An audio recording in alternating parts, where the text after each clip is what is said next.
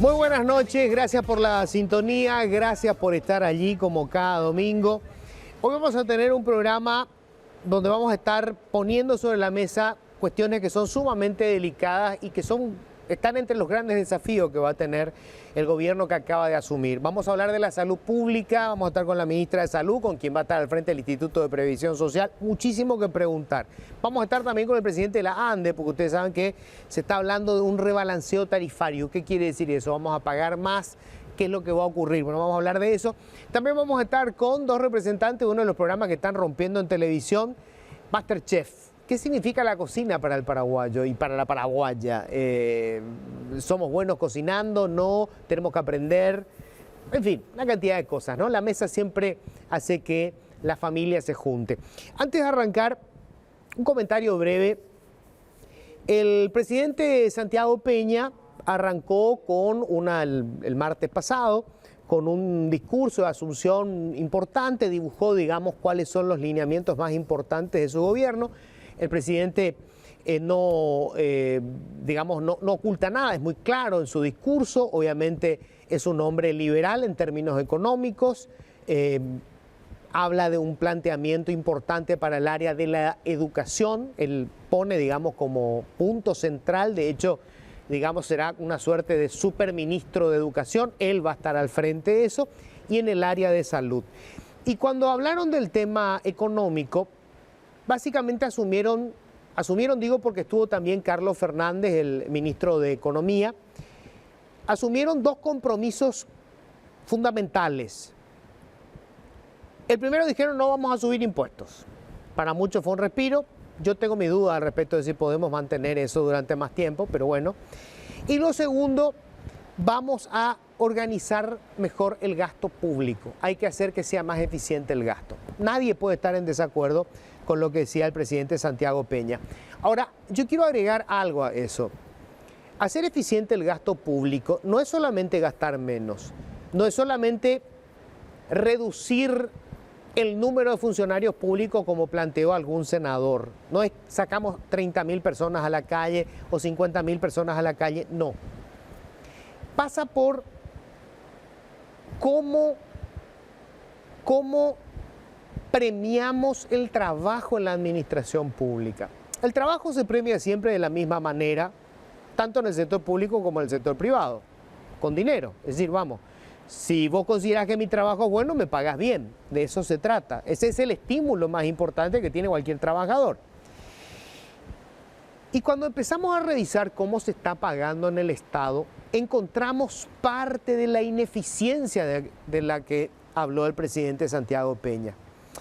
En estos días, sectores políticos que están interesados en entrar al Estado hicieron pública una lista donde aparecen algunos cargos que son cargos políticos. Estos cargos, por ejemplo, había un cargo de jefatura de prensa del despacho de la primera dama. Convengamos que para el contribuyente tiene cero utilidad quien vaya a manejar la prensa de la primera dama. Y aparecía ahí una persona que gana entre 24 y 37 millones de guaraníes. ¿Cómo lo hacen?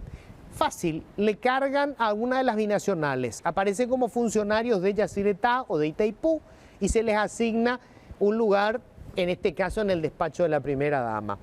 En ese tipo de rubros había otros que ganaban, un fotógrafo, creo que era el fotógrafo en Yacyretá, 25 millones de guaraníes.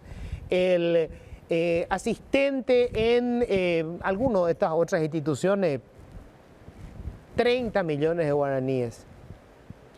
Y cuando vos empezás a revisar cuánto gana la gente que necesitamos, es cuando te empieza a dar bronca. 37 millones de guaraníes para alguien que maneje la prensa, la comunicación de prensa del despacho de la primera dama. ¿Cuánto gana el director de un hospital público? Me escribía una directora de un hospital público. 12 millones de guaraníes. Imagínense a alguien que tiene que administrar un hospital público con todos los quilombos que eso supone, con los riesgos que asume, porque se te pueden morir pacientes. 12 millones de guaraníes.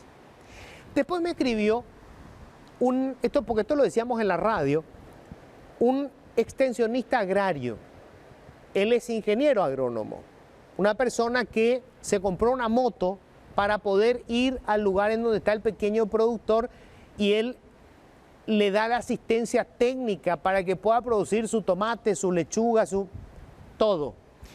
Tiene un PhD, una especialización, gana 3 millones de guaraníes. No tiene vale de combustible, no tiene móvil, no tiene horario, porque él tiene que ir hasta el lugar donde está el productor. Cuando hablamos del gasto eficiente, eso también tiene que ver con esto. Nosotros no podemos seguir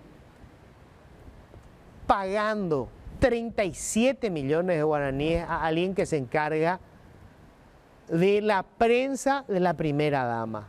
No podemos seguir pagando 85 millones de guaraníes a un consejero de Yacyretá, que por cierto no le gustó el cargo porque quería ser ministro del Trabajo, para que esté al pedo sentado en una silla sin hacer nada, mientras que le pagamos 12 millones de guaraníes a la administradora de un hospital público. ¿Cuánto gana el administrador de un colegio? Nosotros vamos a tener cerca de un cuarto de los docentes yendo a jubilación en los próximos 5 años. ¿Quién quiere ser docente en este país? ¿Cómo hacer para que los mejores estudiantes, jóvenes, hombres y mujeres, quieran dedicarse a la docencia?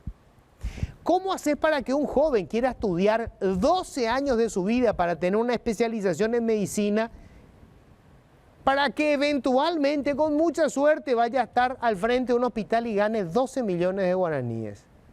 Mientras un gerente de fotocopias en el Parlamento está ganando 18 o 20 millones de guaraníes.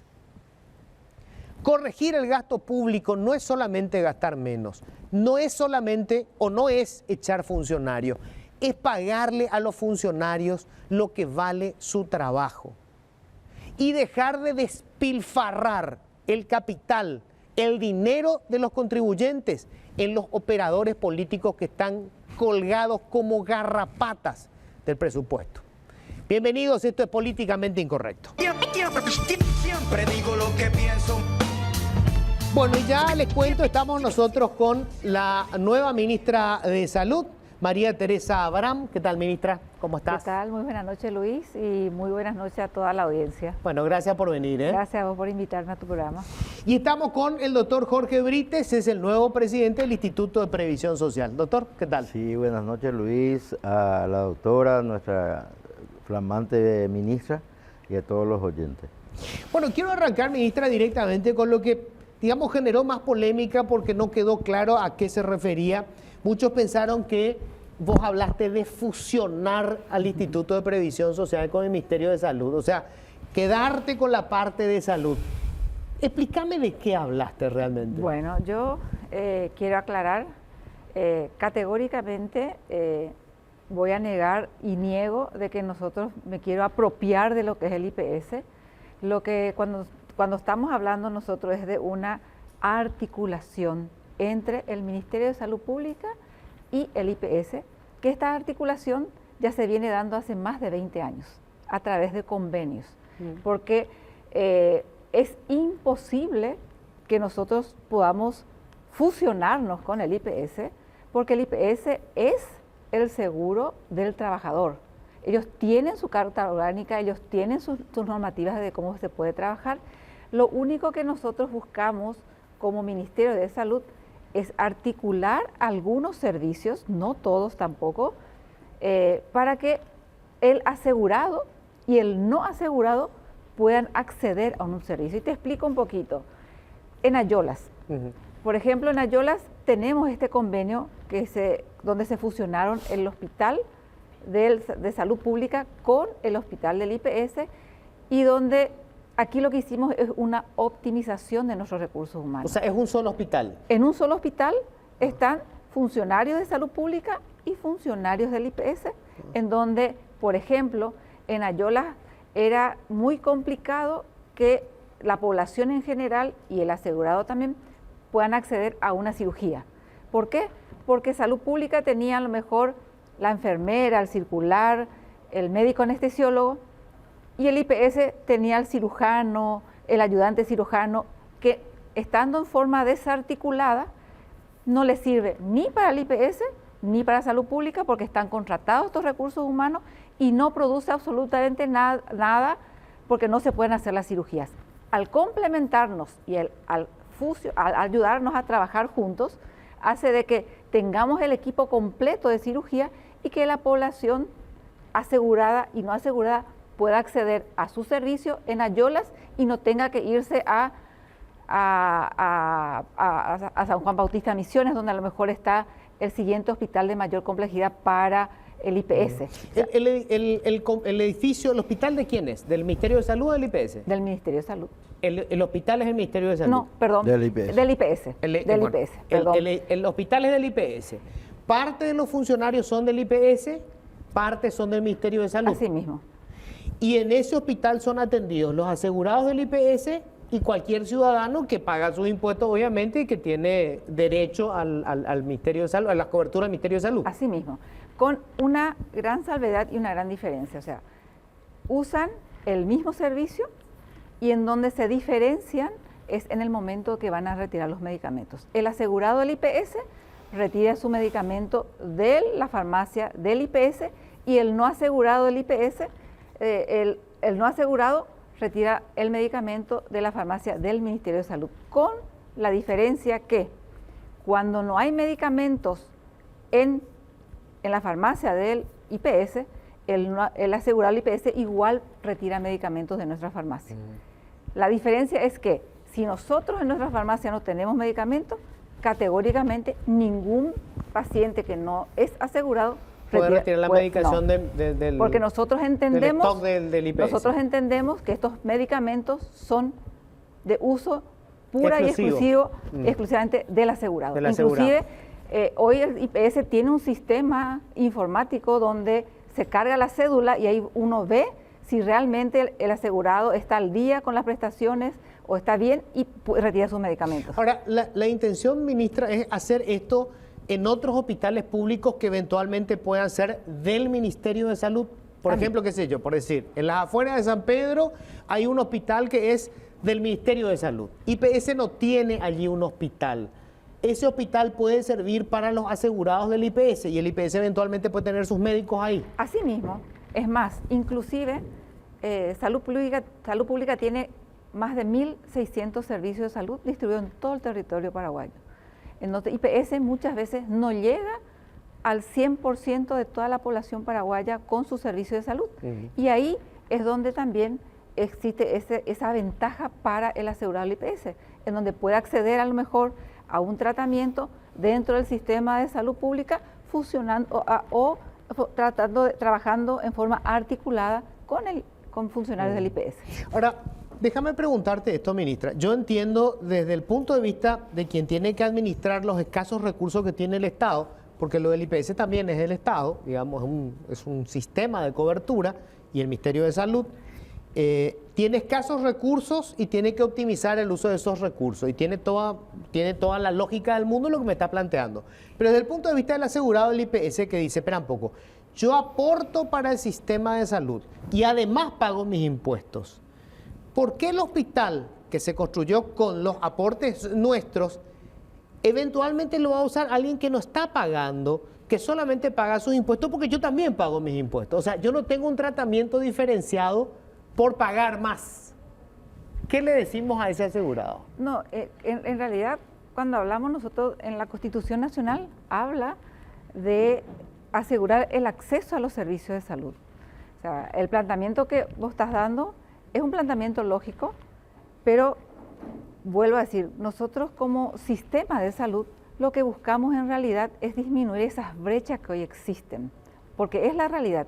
Hoy existe una gran brecha al acceso de salud porque no tenemos los equipos médicos o el equipo de salud completo en un lugar determinado.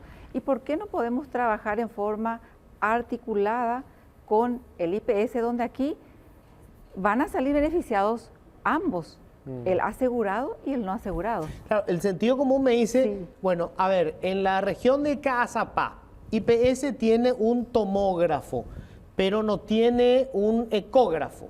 El Ministerio de Salud tiene un ecógrafo, pero no tiene el tomógrafo. Entonces, nosotros usamos Ministerio de Salud, el tomógrafo del IPS, y IPS usa el ecógrafo del Ministerio de Salud.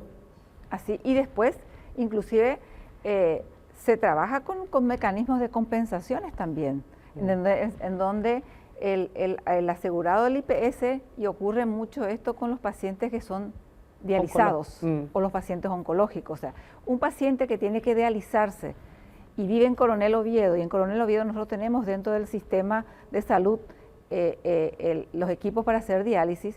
Entonces, ese asegurado se hace diálisis dentro de lo que es la red del servicio del Ministerio de Salud. Del Ministerio de Salud, pero nosotros a través de una compensación, IPS paga por ese servicio que recibe dentro de lo ¿Le que paga es al Estado? Le paga al Estado, sí.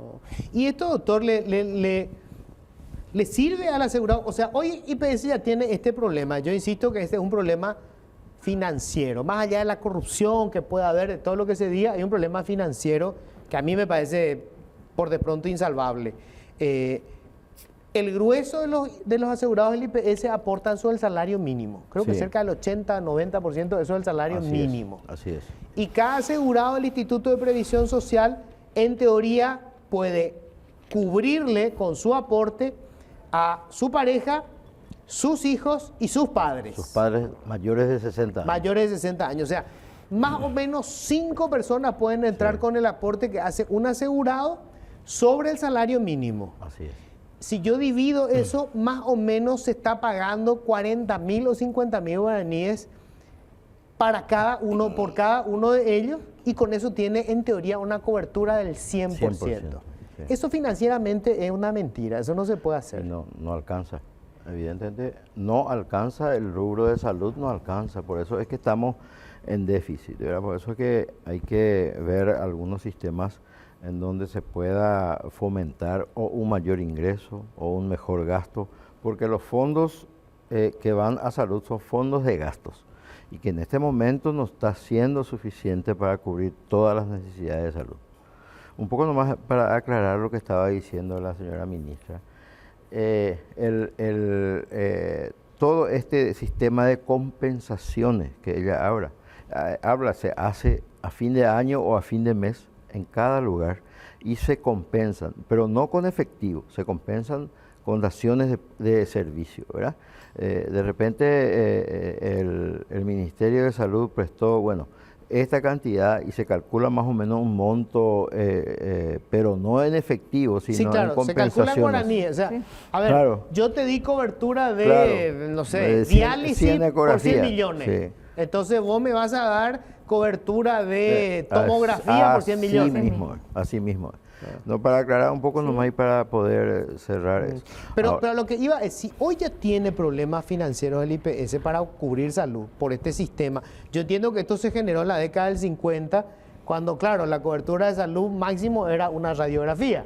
Claro, ¿verdad? claro. Hoy es medicina oncológica. Hay que eso, y también hay que recordar de que el promedio de vida aumentó muchísimo de lo que era el 50 a lo que es ahora. Creo que en el 50 era por los 60 años sí. Y hoy estamos casi 80, 78 años, sí. El promedio de vida. Entonces, eso también tiene su costo, eso también hay que analizar, ¿verdad? Hay que hacer algún tipo de foro donde se pueda discutir y reformar la carta orgánica. Ahora, yo te pregunto esto, doctor, ¿qué es lo que se plantea el asegurado? ¿Verdad? Hoy ya no alcanza ni IPS. Y hoy entiendo yo que el IPS cura el 17% de la población más o menos. 17-20% de la población. Y no le alcanza. Sí. Si entra en este acuerdo con el Ministerio de Salud que tiene que cubrir al 80% de la población, ¿no va a terminar perdiendo el IPS? Y no porque recibe una compensación en forma, en forma sería... equivalente. Equivalente, sí, equivalente. O sea, lo que da, recibe Claro, en el mismo porcentaje. El beneficiado pues siempre es el paciente, ¿verdad? Porque así como dijo la doctora, acá no tiene una presencia física el IPS en algunos servicios, sobre todo en los estudios con los estudios auxiliares, ¿verdad? Entonces, el paciente recibe esa compensación. Pero eso no quiere decir de que el IPS no gaste, ¿verdad? Sino que al contrario, está siendo beneficiado el asegurado, ¿verdad? Como también dice la doctora perfectamente, pero en el área interior es donde más ocurre eso. O sea, más que acá va a ser hacia el interior del Hacia el país. interior. Claro. Resulta ser que de repente, ¿qué pasa? Hay un hospital vacío del ministerio y un hospital vacío del IPS. ¿Por qué no unimos eso, verdad? Y le damos un mejor servicio al paciente para evitar que que el paciente recurra a otros servicios, viaje y todas esas cosas que reporta más gasto para el paciente, ¿verdad? Es más, te voy a dar otro ejemplo, ¿verdad? Hay muchas veces que de 7 a 1 funciona el servicio del Ministerio de Salud y de 1 a 7 funciona el servicio del IPS. ¿Por qué se da esto? Porque este mismo funcionario, que es funcionario de salud pública, es también funcionario del IPS. Entonces, resulta ser que la población no asegurada solamente puede atenderse a la mañana y la población asegurada solamente a la tarde. Haciendo esta complementación, nosotros inclusive hasta extendemos los horarios de atención. Entonces, la población asegurada y no asegurada hoy ya tiene una cobertura que va desde 7 de la mañana hasta las 7 de la tarde. Y no solamente 8 horas al día, sino le podemos extender muchas horas más. Ese es el objetivo. O sea, nosotros nos buscamos apoderarnos del IPS, lo que nosotros buscamos es complementarnos para disminuir las brechas que hay hoy para el acceso de salud universal y de que todos salgamos ganando, el asegurado y el no asegurado. Ahora, con este mismo criterio, ¿cómo se puede sumar a la inversión privada que hay? Porque tener lugares en donde hay clínica privada, ya está la clínica privada. Que eso es importantísimo, que también el Ministerio de Salud ya está haciendo manos de lo que es trabajar con los privados a través de los convenios, que lo hemos hecho en principio cuando tenemos todas las camas de terapia intensiva ocupadas dentro del sistema de salud pública, nos valemos de un convenio para que un paciente que necesita una cama de terapia intensiva se pueda internar en el privado a costas del ministerio. Y así podemos hacerlo, por ejemplo, con estudios de alta complejidad, con tomografía, con resonancia. Hoy, resonancia magnética tenemos en el Hospital del Trauma, dentro de lo que es el sistema de salud pública. Es impensable que un ciudadano de Encarnación tenga que venir hasta el Hospital del Trauma para hacerse una resonancia magnética, y si nosotros tenemos en Encarnación, en el sistema privado, un servicio que pueda hacer esa resonancia, podemos hacer un convenio y nosotros podemos pagarle al privado para que un paciente pueda hacerse esos estudios. Ahora, en todo esto el tema es plata, lo que te decía hace rato, ¿no? Que el aporte que se está haciendo con el sistema que está hoy, matemáticamente hace que sea imposible. O sea, vamos a suponer que el 50% de los asegurados requiriéramos de los servicios de salud, colapsa, es imposible. Y probablemente, por eso es que estamos buscando las fórmulas estas de los convenios y todas esas cosas, para suplir un poco el déficit, porque tanto salud como IPS en este momento, su rubro de salud está en déficit, ¿verdad?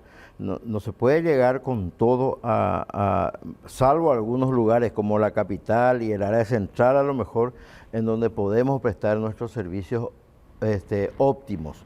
Pero ya en el área interior y en donde más se utilizan los convenios, ¿verdad? Entonces, haciendo un convenio entre el Ministerio y IPS, podemos mejorar la atención.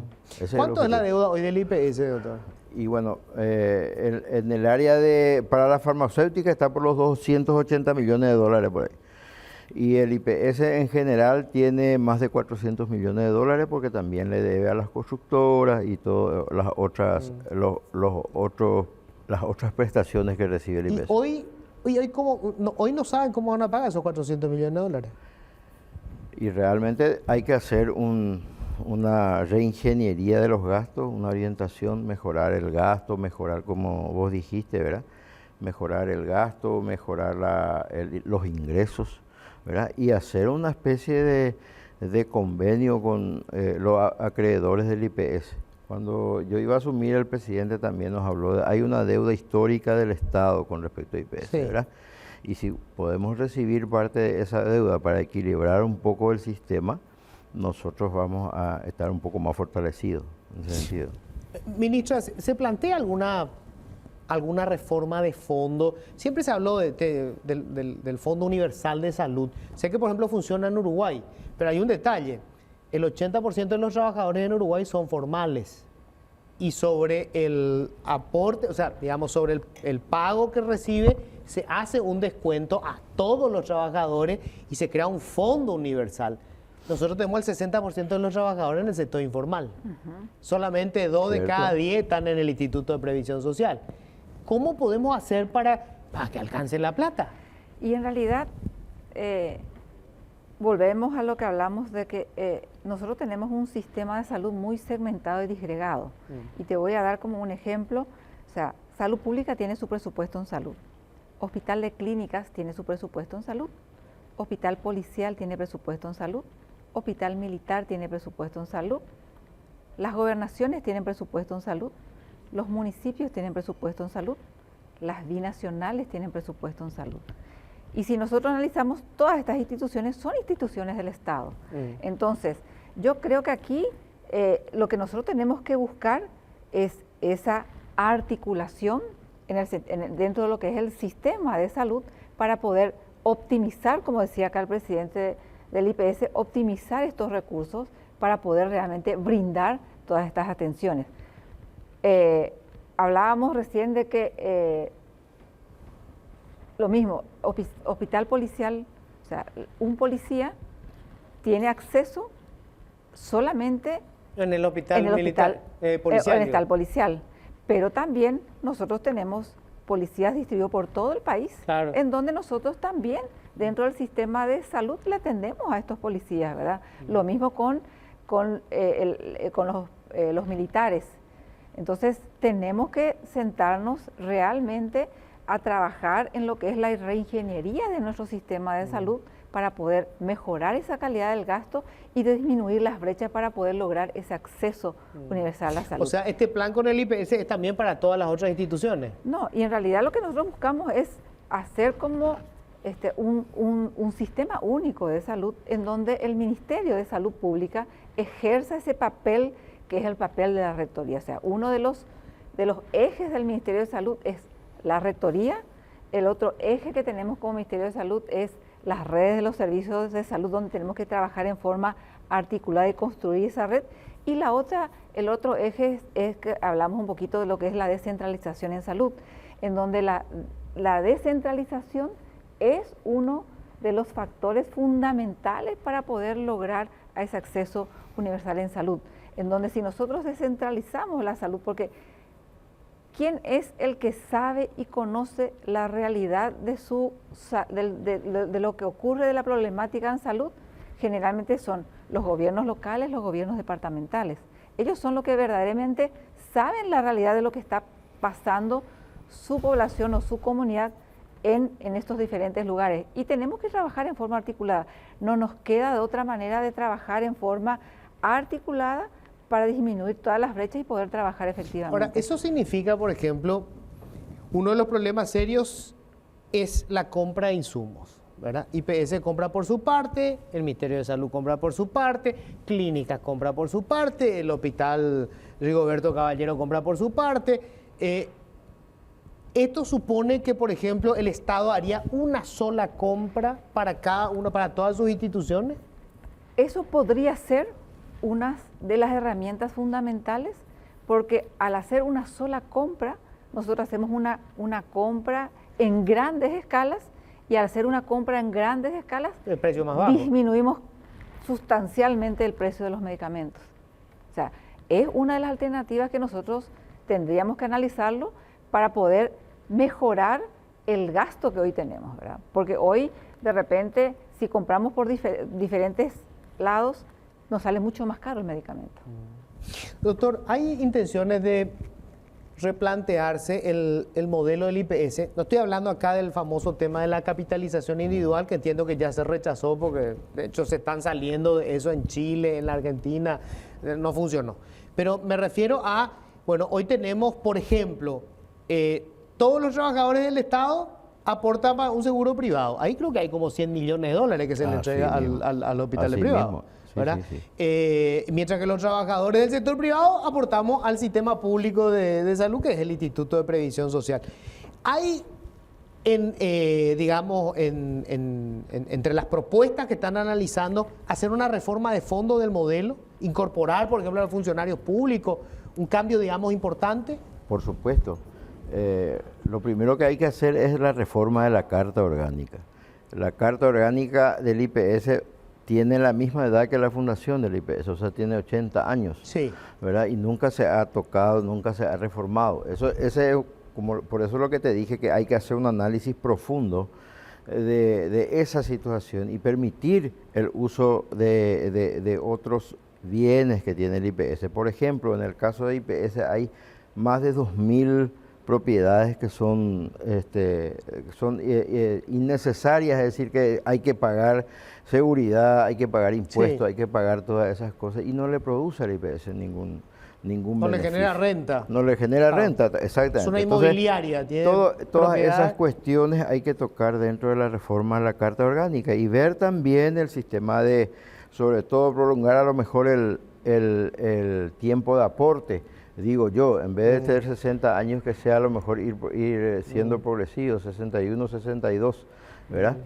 O sea, ustedes plantearían, digo, ustedes, la nueva administración, una reforma de la Carta Orgánica, sí, que entre otras cosas suponga discutir, cambiar las reglas hoy para la jubilación.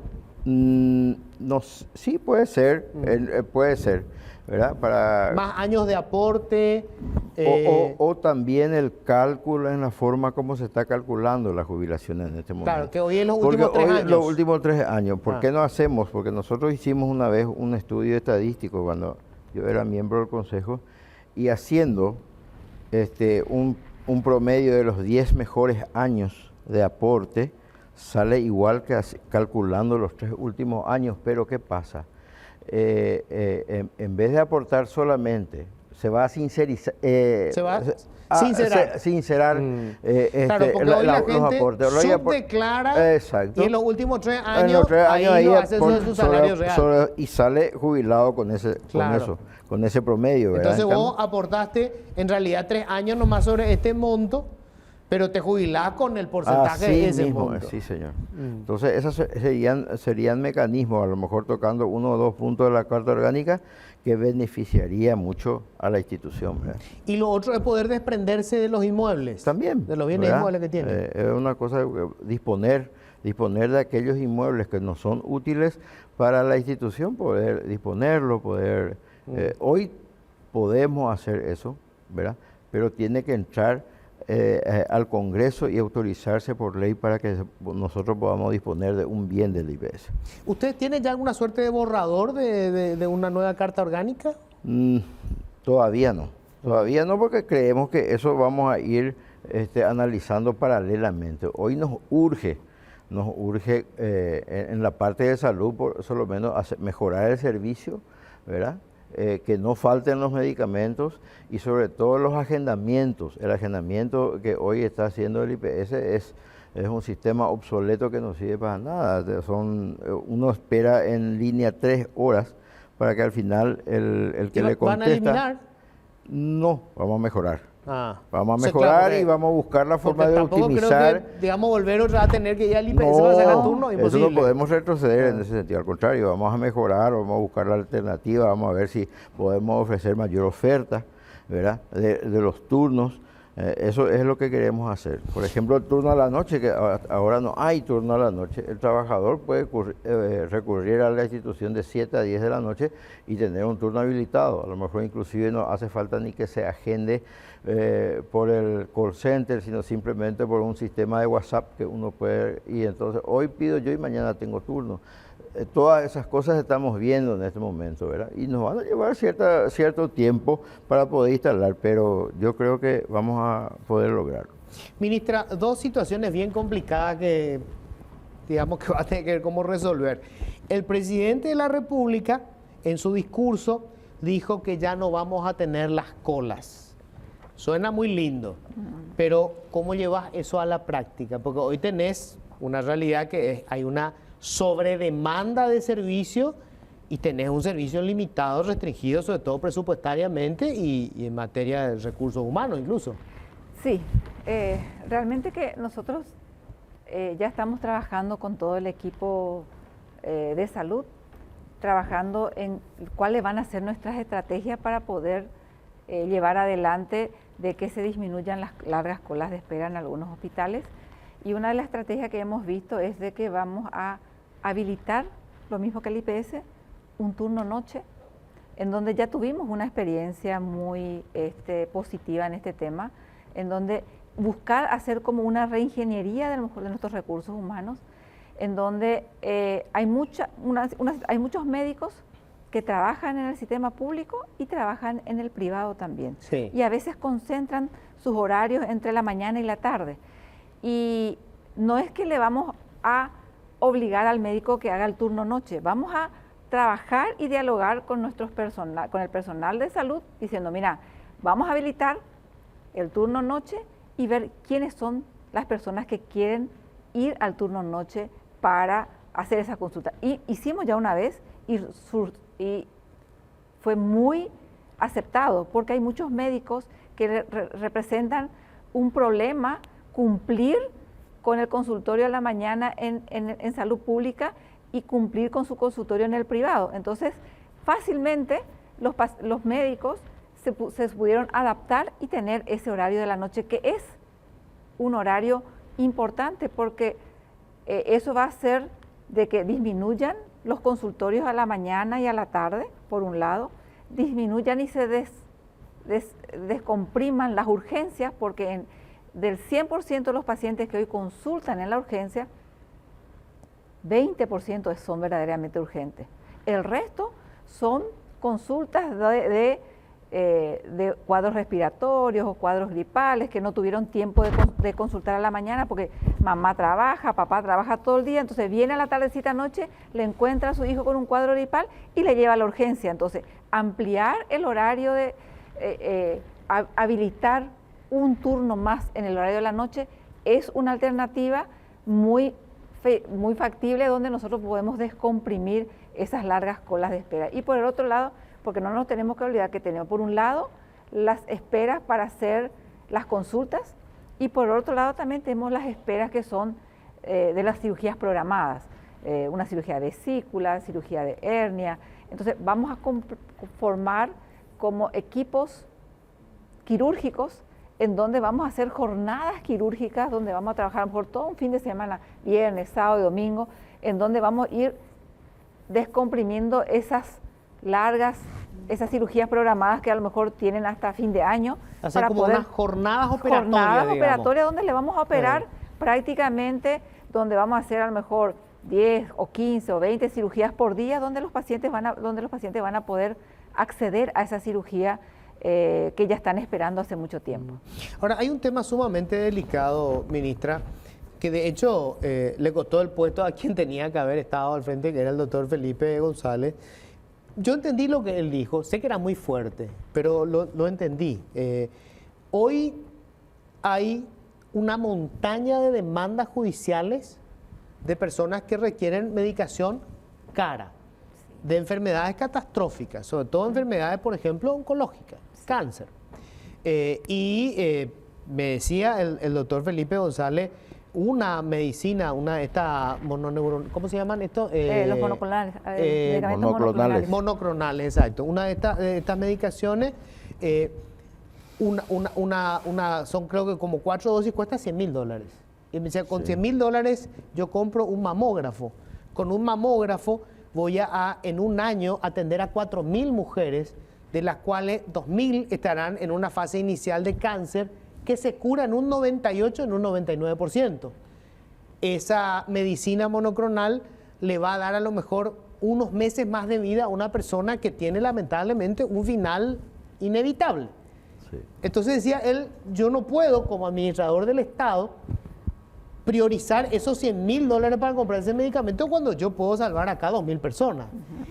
¿Qué haces con eso? Porque del otro lado, obviamente, está alguien que va a perder su vida, le importa muy poco los números, ¿verdad? Sí, realmente es un tema bastante delicado, en donde cuando le toca a uno vivir esa situación, por supuesto que uno va a decir, yo quiero tener más tiempo, estar con mi mamá o con mi papá o con el que tenga que pasar por esa situación, ¿verdad?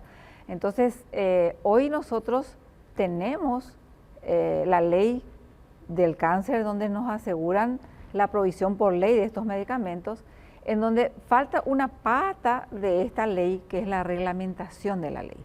Entonces, cuando hablamos de tratamientos oncológicos, siempre para los diferentes tipos de cáncer tenemos los diferentes protocolos. ¿Está? Y, por ejemplo, un protocolo para cáncer de mama es, tenés la primera línea de tratamiento, la segunda línea de tratamiento, la tercera, la cuarta, la quinta línea, en donde muchas veces estas órdenes que vienen son donde te impone prácticamente la quinta línea de tratamiento. Entonces aquí tenemos que sincerarnos bien, decir, vamos a trabajar con los protocolos como se hace en forma internacionalmente, es decir, si hoy yo tengo un cáncer de mama y ya hice este tratamiento, que es mi tratamiento de primera línea, y que este tratamiento no me resolvió el 100% de mi cáncer, el segundo paso es esta medicación. ¿Qué pasa muchas veces con los amparos? En vez de darme la segunda opción, me van a la quinta opción. Entonces nosotros tenemos que trabajar con los expertos para decir, bueno, esta es la línea de tratamiento que tenemos que hacerlo para que no saltar de la primera línea a la quinta línea, que es a lo mejor el medicamento mucho más caro. Porque si yo salto a la quinta línea y fracasa ese tratamiento, ¿qué opción más le voy a dar a esa paciente que hoy está con cáncer de mama? Entonces, en oncología, y eso lo hablábamos con el doctor Doria, en el mundo está muy bien establecido los esquemas de tratamiento. Entonces, trabajemos con cuáles son los esquemas de tratamientos adecuados para cada situación en particular.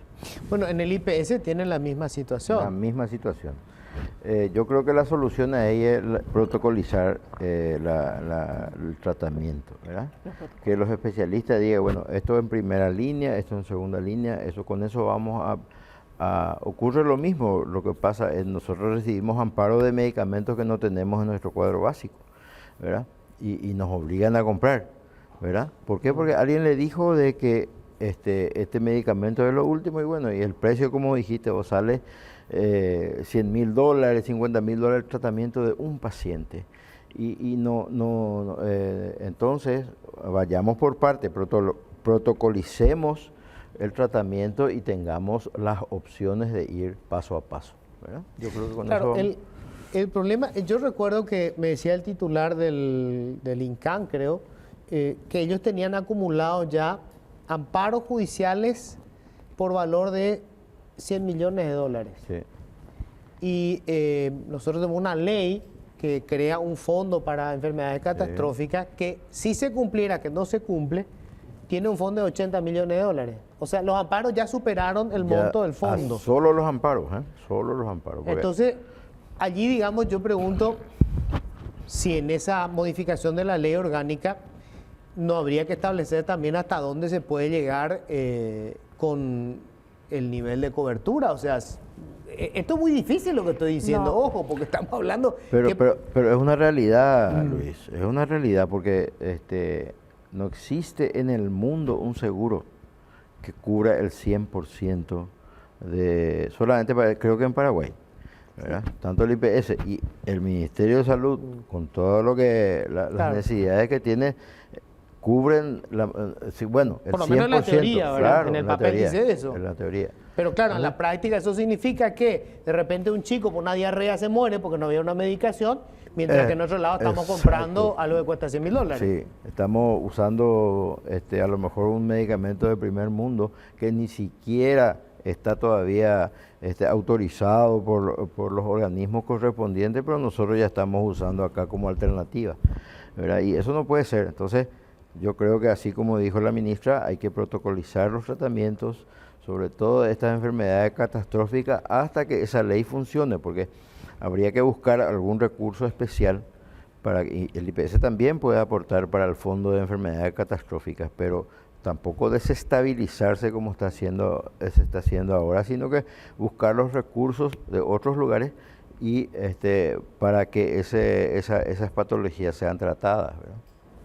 Ministra, una cuestión que yo no sé si el si el Ministerio de Salud puede intervenir, pero muchos médicos me dijeron, nos preocupa sobremanera la forma como se ha permitido la aparición de facultades de medicina que no pueden garantizar que quien terminó la carrera posea los conocimientos médicos como para poder atender un paciente. Y ellos están entrando en hospitales públicos y privados.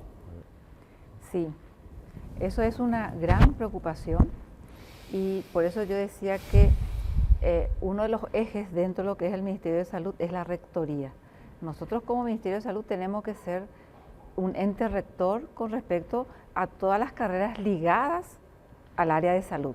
Nosotros tenemos hoy en el Ministerio de Salud una dirección que es el Instituto Nacional de Salud y de ahí nosotros tenemos que trabajar en forma muy articulada para poder realmente tener con el Ministerio de Educación, porque el MEC también forma parte de esta, para regular estas unidades formadoras de medicina, porque hoy la mayoría de las personas que vienen a formarse, vienen de otro país a formarse acá, esa es la realidad, ¿verdad? Y un tiempo estas universidades eran más que nada en fronteras, o sea, era en Canindeyú, era en Pedro Juan Caballero, era en Ciudad del Este, pero hoy fue permeando, inclusive ya tenemos estudiantes de medicina que vienen básicamente de Brasil o de otros países, acá en Capital. Yo soy de Encarnación, en Encarnación inclusive en nuestros hospitales vos le escuchás a los estudiantes hablando en portugués con nuestros pacientes. Entonces sí es una preocupación y que nosotros vamos a tomar las medidas correspondientes para asegurarnos de que la formación de ese médico, el perfil de formación del médico egresado de estas universidades cumplan realmente con los requisitos de que pueden tener ese título de médico. O sea, porque se le tiene que expedir ese título y al darle el título, el Ministerio de Salud le tiene que dar el registro, donde nosotros le damos el registro para que ellos puedan ejercer la carrera de medicina. Bueno, se me fue el tiempo, lamentablemente, pero bueno, un paseo rápido. Creo que van a tener seguramente ustedes que enfrentar uno de los problemas más complejos, porque obviamente la salud es algo que te impacta. Es decir, vos no podés esperar, ¿verdad? Es muy sensible, sí, claro, es muy sensible. Y van a necesitar recursos, o sea, sí. El ex ministro Borba me decía, nosotros necesitamos duplicar nuestro presupuesto si queremos cubrir siquiera lo básico.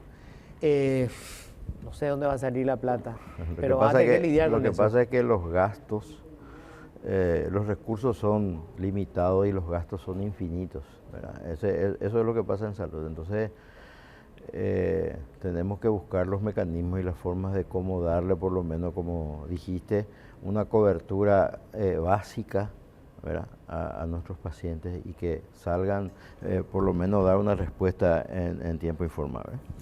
Y sobre todo prevención, obviamente, ministra, sí, ¿no? Eso es algo muy importante. Siempre hablamos en medicina que es mejor prevenir que curar. Y hablabas vos de lo que es el cáncer de mama. Muchos hablamos nosotros de lo que es la prevención o el diagnóstico precoz del cáncer de mama. Y cuando una mujer palpa un nódulo, posiblemente ese cáncer ya estuvo hace 5 años en la mama. Sí. Y con una mamografía uno puede diagnosticar un cáncer que recién empieza. Por eso es muy importante que nosotros también enfoquemos nuestro plan en trabajar en la prevención, el hacer el diagnóstico temprano y precoz. En Paraguay, los cánceres más frecuentes son cáncer de mama, cáncer de cuello uterino, cáncer de próstata, cáncer de colon.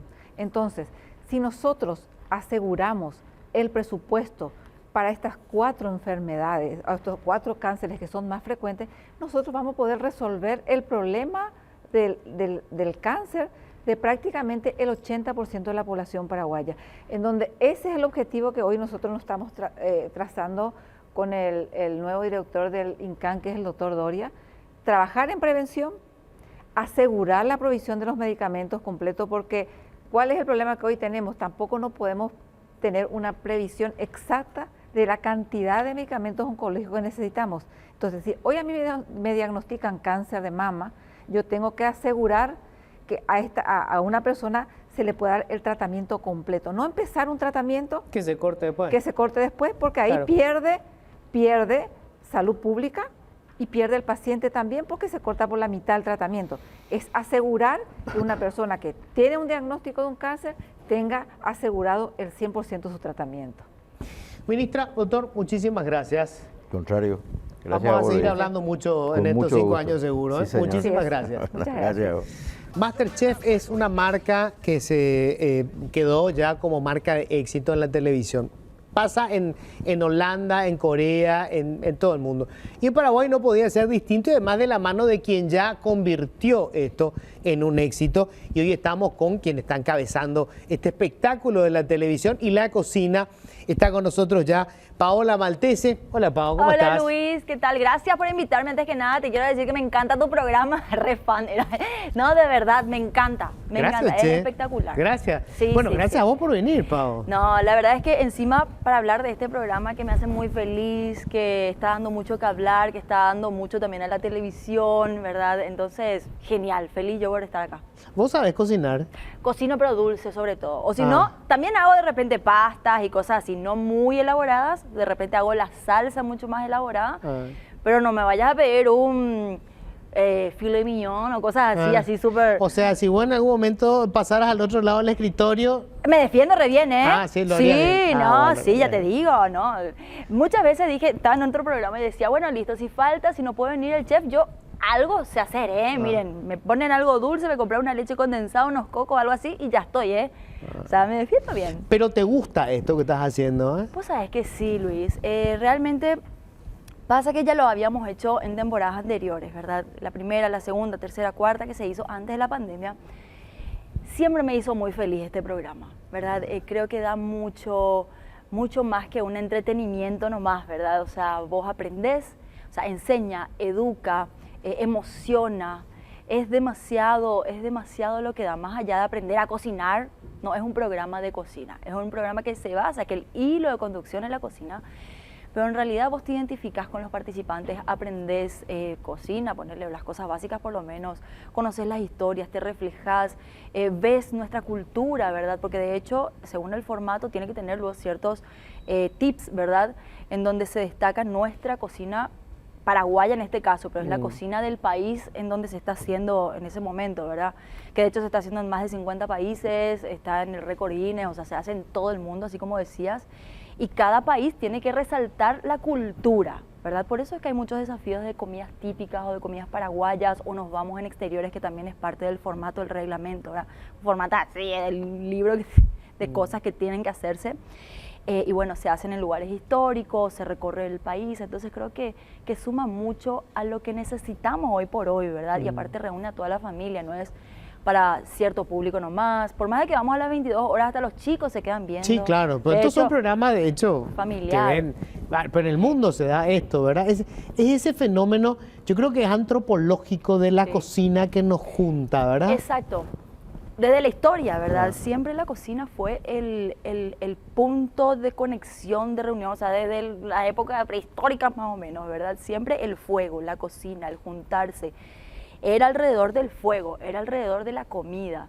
Hoy por hoy, creo que le desplazó a la sala de la casa, inclusive al lugar de televisión. Sí. Televisor tenés en la cocina, Claro, de repente, ¿entendés? Claro. Pero vamos, aparte, todas en nuestras casas, cuando se hacía la reunión, en la sala se preparaba todo, pero la gente se juntaba en la cocina. Claro, en ahí la estaban cocina todos. se dan las charlas familiares, es muy íntimo también, ¿verdad? Se trascienden generaciones con ciertos mensajes, ¿verdad? La manera de cocinar de las familias.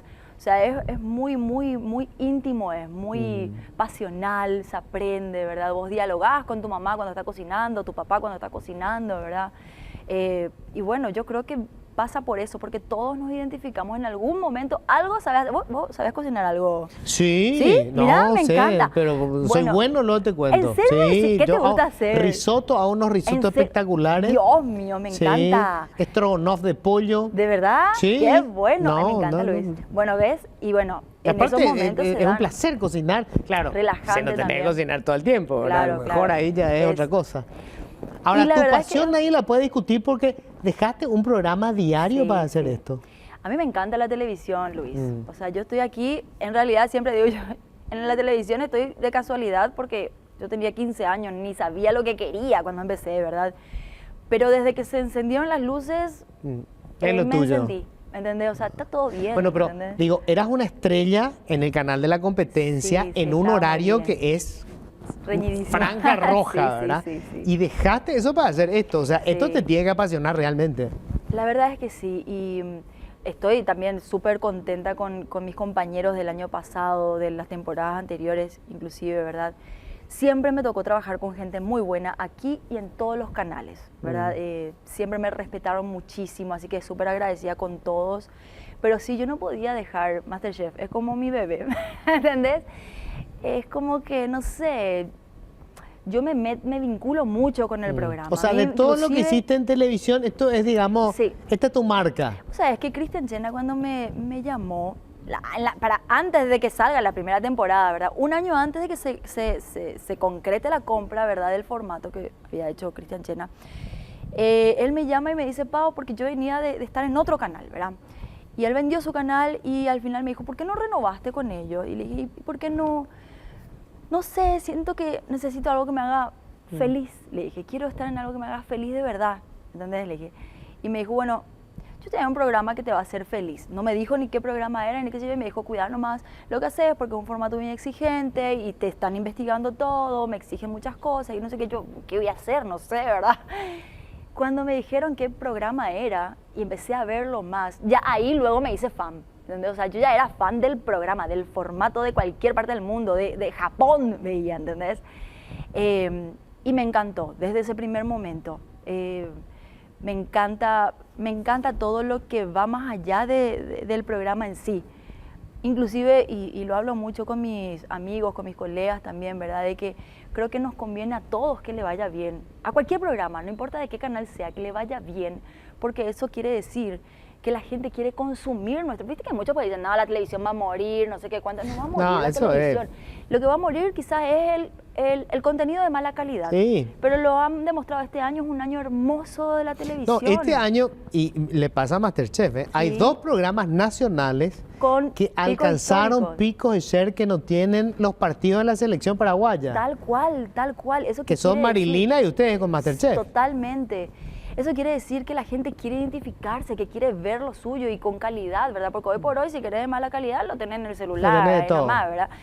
Quiere ver la tele. Entonces, siento que también estamos sumando y dándole trabajo a... Nosotros somos 200 personas aproximadamente. en toda 200 la personas, ¿verdad? producción. ¿Y Sí, sí, cuántas sí. horas están grabando 18, más o menos. No, por, no- por cada programa? Por programa, sí, porque grabamos en 2 partes, ¿verdad? Y desde las 7 de la mañana, a veces hasta las 22 horas, ¿verdad? Dependiendo cuando van quedando menos participantes, obviamente es más corta la grabación, porque son menos presentaciones de plato, ¿verdad? Pero sí hemos llegado a grabar, inclusive cuando hacíamos los macrocastings, las primeras etapas de casting, 20 horas. ¿Y Realmente cómo, son- cómo manejas esto con, qué sé yo, de Con mi repente vida. tu marido va con tu vida? Claro, tu marido está ahí, se van tus hijos, ¿cómo haces? Pues sabes que mi hija más grande, ¿verdad? Me dijo, pues yo estaba ahí en la indecisión de si salía, si dejaba, qué sé yo, ¿verdad? ¿Qué hacía? Y les pregunté, ¿qué quieren que haga? ¿Les gusta que mami esté todas las tardes en casa? Porque a mí No, te dijeron. me encantaba. No, mami, no. no.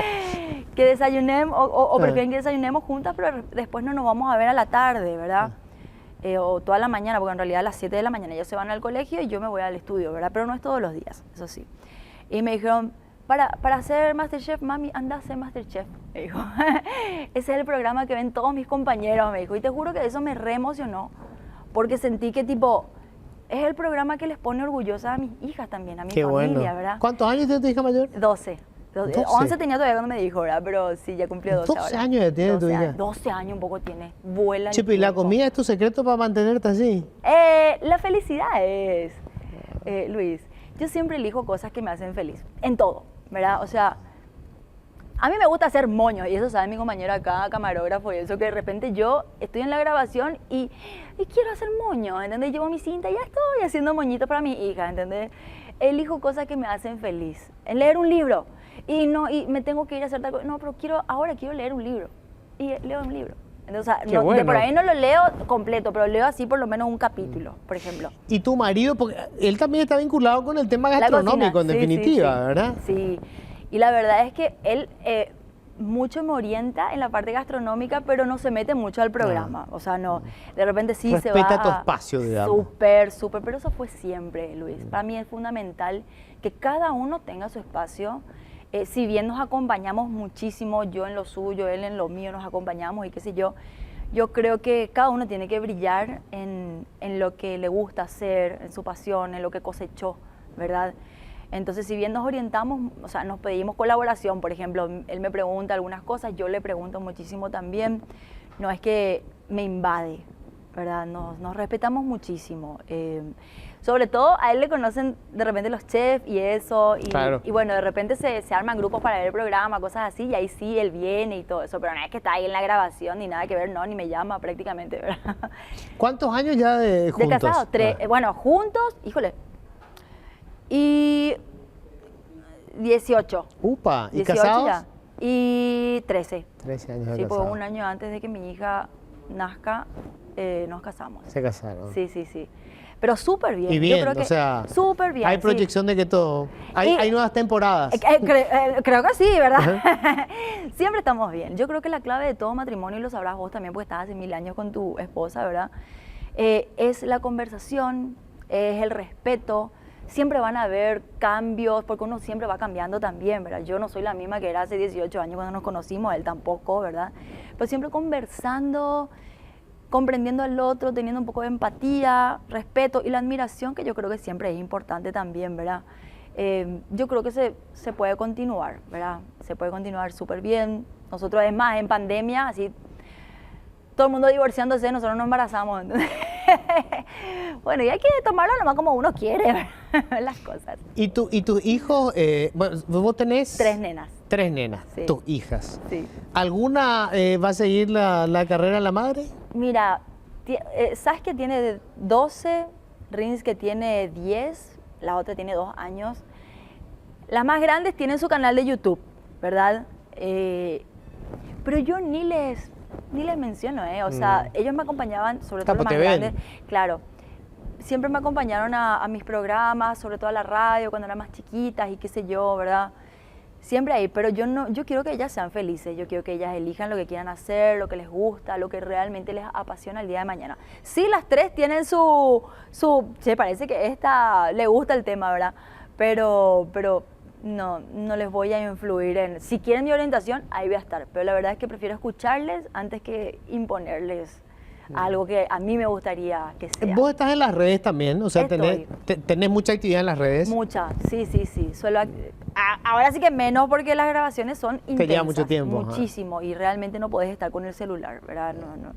No porque no te digan algo, sino porque en todo momento está pasando algo. Nosotros tenemos esa cantidad de horas de grabación y en todo momento pasa algo, que a uno se corta, que el otro se le cayó tal cosa, que el otro metió su cuchara, el otro se secó el sudor, no sé qué. Entonces estás muy pendiente. Pero sí actúo muchísimo en las redes, trabajo con marcas en las redes, muestro mi vida, mis nenas, pero ellas no tienen redes sociales. Sí. ¿Y no te agota eso? ¿No te cansa? Sí, es agotador, es ¿Sí? agotador. Pero hoy por hoy tenés que estar. Pero ¿verdad? aparte tenés que estar re chururú todo el tiempo, o sea, digo... No, bueno, yo no tampoco me tenés que eso. costar demasiado, ¿no? No, ni ahí. A mí me ven en ¿No? rodete. Una vez, por ejemplo, me había hecho los rulos porque al día siguiente tenía la primera comunión de mi hija mayor. Me hice los rulos y con mi rulero hice una receta porque justo me pidió algo mi hija. Y dije, es el momento de mostrar este producto, ¿verdad? Y me filmé y dije, ¿verdad? Yo creo que tenemos que ser súper normales, ¿verdad? Eso, nosotros... Tenías o sea, una marca de ropa también, ¿verdad? Sí, bueno, ¿Tenés hasta yo ahora? tenía mi línea de lencería, bikinis y eso. Lo había cerrado porque ya no me daba el tiempo de controlar y eso. y el año pasado empecé a trabajar con una marca Ah. para la cual yo diseño y ellos producen. Ah, mira, ¿verdad? che. Sí, sí, sí. Ahora tenemos que sacar otra colección. O sea, Pero ¿diseñás bueno, ropa? Diseño, sí. Ropa interior. ¿Ropa? lencería. ¿Y cómo? ¿Pero vos estudiaste alguna vez o es una cosa de Vos porque sabés te que gusta? tenía una tía, yo vivía antes cuando ¿O era es un chiquitita. juego así de pareja y ahí También, dibujas? también, siempre. No, pero tenía una tía, yo cuando era chiquita vivía con mis abuelos y mi tía vivía con mi abuelo también, ¿verdad? Ella era modista, confeccionista, ella me enseñó a coser en máquina cuando yo era ya chiquitita. Siempre cosí mi vestido de 15, me hizo mi tía con mi mamá, yo le aplicaba cosas, a mí me gustan mucho las manualidades, o sea, siempre tuve noción. Estudié moldería y cosas así, ¿verdad? Pero diseño de moda así universitariamente, digamos, no. Pero sí diseño y me reúno con las diseñadoras de esta gran empresa, ¿verdad? Y hacen igualito que yo, ¿eh? O sea, que aviación no estaba muy lejos lo mío, ¿verdad? O sea, me entienden súper bien. Yo o sea, vos tirás la idea, digamos. Sí, sí. O sea, la vida me orientó en muchas cosas, ¿verdad? Yo nunca busqué, como siempre digo, siempre caí nomás, había sido, y estaba preparada, ¿verdad? Yo nunca me fui a buscar, bueno, sí, siempre quise tener mi marca de ropa, ¿verdad? Pero nunca imaginé que iba a ser lencería, siempre me gustó mucho la lencería. Yo viajaba y yo no me iba a comprar ropa, yo me iba a comprar lencería, ¿verdad? Pero bueno, ahí caí, después tuve que cerrar mi tienda porque ya no podía abarcar con todo y surgió esto, ¿verdad? Y súper bien, la verdad es que me siento muy contenta haciendo todo lo que hago. Y volviendo a eso de mostrar tu vida, ¿verdad? O sea, yo creo que uno tiene que también mostrarse tal cual es, ¿verdad? Siendo que yo estoy trabajando en esto, me gusta motivar a las demás mujeres a que pueden hacer otras cosas también, su pasión, porque la lencería y eso era mi pasión. Claro. Yo estoy trabajando en los medios que me encanta Ahora, y me apasiona. tenías que dedicarle mucho tiempo a la actividad física, porque, digamos, Y sí. como soy te una- veías ahí, no, eso no era un accidente más, así que así nomás. no, como en las Actividad producciones fotos- física, digo, claro. Sí. No, de hecho... Sos muy cuidada. Vos sabés que yo me doy todos los gustos. ¿En serio? Sí, te pueden decir los participantes que todo O sea, que tenés una genética privilegiada. Soy una bendecida con eso porque mi metabolismo, yo me voy al nutricionista, ¿verdad? Y siempre me mide mi metabolismo y siempre tengo así de 15 años, 12 años, 11, Oh, qué maravilla, de che. 18, bueno, los últimos tiempos sí que ya era 20, pero bueno, estoy muy bien, digamos, tengo 39, ¿verdad? Entonces sí que soy una privilegiada con eso y como yo vivo en un ritmo acelerado, entonces yo creo que en todo momento luego estoy como con un ritmo RPM Estás quemando alto. calorías todo el tiempo. Yo creo que sí, ¿verdad? Y me gusta ir al gimnasio, me desestresa, o sea, yo siempre fui al gimnasio, ¿verdad? Sos acelerada, Un poquito. ¿sí? No, pero creo que no se nota, ¿verdad? No, sí, la verdad es que soy acelerada. Ah. ¿Y con él cómo soy llevas activa. eso? ¿Eh? ¿Y con él cómo llevas eso? Bien, él es mucho más relajado que yo. Nos equilibramos. De hecho, somos bastante diferentes, Luis. ¿Sí? Mira que sí, bastante diferentes. O sea, él es más introvertido. Totalmente. Vos sos explosiva, Sí, sos- sí. En una reunión, o sea, la que maneja el tema de la parla soy yo. Pero él es el que maneja el tema de, qué sé yo, otras cosas, ¿verdad? ¿Y quién tiene la última palabra en la casa? Tú sabes que nos preguntamos todo. ¿Sí? Todos nos preguntamos. A veces cuando no me preguntan me enojo, pero casi siempre, casi en todas las cosas nos preguntamos Porque desde viste las que a cosas veces de es las importante nenas. saber quién tiene la última. Yo, en mi caso, pero no discuto. Yo sé que ella tiene la última Siempre, palabra. ¿verdad? Claro, entonces ya Yo está a ve- clarito. Yo a veces le doy la razón. Mm. Vos sabés que a veces le doy la razón, sobre todo en cosas A veces. que... A veces, Ah. obvio. Sobre todo en cosas que yo sé que él maneja mucho mejor. O a veces me pasa también que tengo tantas cosas en la cabeza que yo le digo a él, ¿sabes qué, mi amor? Decime, ¿qué vamos a hacer? Organizarnos nomás ya vos. Vamos a irnos primero a tal cosa, no nos vamos a ir, vamos a hacer, decidí nomás ya vos. Por más de que a mí, yo quizás, si me pongo a pensar, a analizar, y qué sé yo, pero no tengo tiempo de ponerme a analizar, ¿entendés? Entonces, él de repente que está en el auto, o que los hombres son más de tomar decisiones, porque nosotros somos más así tipo, y todas las opciones, analizar. Claro, está pensando en 1000 cosas a la vez también. Exacto, Sí. ¿verdad? Entonces, cuando ya no sé más qué decisión, toma nomás Toma vos ya la decisión. Organiza vos y ya. Y ese carácter tuyo exuberante, digamos, ¿cómo se maneja en estar 18 horas grabando? Porque el mal de barco también debe ocurrir. Hasta ahora no nos pasó, vos sabés que ¿No? yo soy bastante mediadora también en algunas ocasiones, ¿verdad? A mí me gusta muchísimo. Porque entre los que concursan también habrá conflicto Entre a ellos veces. sí, pero nosotros estamos ahí, pero nos tienen como medio alejados, no es que nos mezclamos. Yo sí, yo soy muy de hablar y les hablo y cosas así, pero siempre me respetan mucho. Pero sí somos un grupo muy grande de producción, ¿verdad? En donde sí pueden haber roces y cosas así, pero yo soy muy conversadora. A mí me encanta, yo creo que iba a ser psicóloga o algo así, si es que no, de verdad. Aunque quería ser bailarina de Britney Spears, ¿verdad? Nada que ver. Pero sí, me gusta mucho conversar, me gusta mucho comprender la mentalidad del otro, por eso también me gustó mucho la actuación, ¿verdad? O sea, me volví actriz también por eso, porque me gusta investigar el pensamiento de las otras personas, por qué llegaron a hacer lo que hicieron, cómo son. Entonces yo siempre trato de comprender mucho la otra cara de la moneda, ¿verdad? Entonces yo nunca tuve problemas en mi grupo y siempre que vi que alguien estaba como que empezando a tener algunos roces, siempre fui muy el nexo para que se puedan arreglar, digamos, ¿verdad? Me pasó en algún momento, pero no conmigo, sino con otras personas y nada, se arregló todo, ponele, ¿verdad? No pasa mayores. ¿Hasta cuándo va Masterchef? Hasta diciembre. Hasta diciembre. Mediados de diciembre. ¿Y después qué? Y vamos a ver, no sé, un poco mi contrato hasta diciembre con Chena. Así que vamos a ver. Sí, pero seguro que yo creo que con el éxito... Con sí. esto de Marilina, ¿no te pica otra vez el tema de la ficción? Yo soy muy amiga de Tana y Juanca, ¿verdad? Y la verdad es que yo siempre le dije a Tana, a mí no me importa estar adelante o atrás. A mí me gusta que la ficción siga. Yo quiero, si voy a ayudar a vender, pues voy a vender. Si me puedo sumar en actuar, pues actuaré. O sea, para mí es importante que un país tenga su ficción. ¿Pero te gustaría entrar otra vez, hacer otra vez? Sí, claro que sí, ¿Actuar? claro que sí. Lleva mucho tiempo, ¿verdad? Pero sí, claro que se puede. A mí me encanta, me apasiona eso, ¿verdad? Pero sobre todo uno tiene que elegir el personaje, ¿verdad? Claro.